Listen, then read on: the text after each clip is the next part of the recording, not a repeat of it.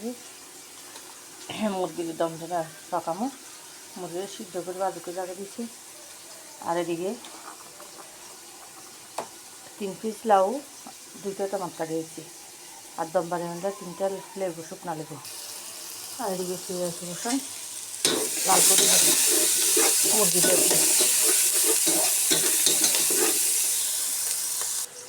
এদিকে দম বিরিয়ানির পানি দিয়েছি।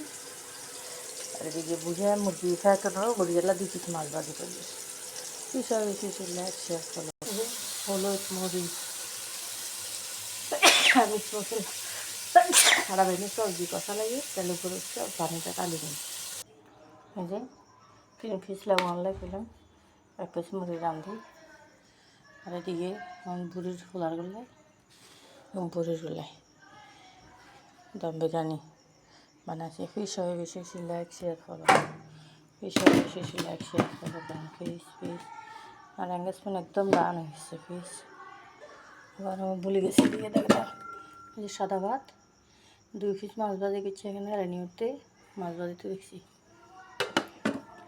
ইনশাল্লাহ আমি এখান থেকে খাই যাবো। আমার কত তরকারি আছে কালকে দিয়ে মাশাআল্লাহ। এই যে হালকা খাসিয়া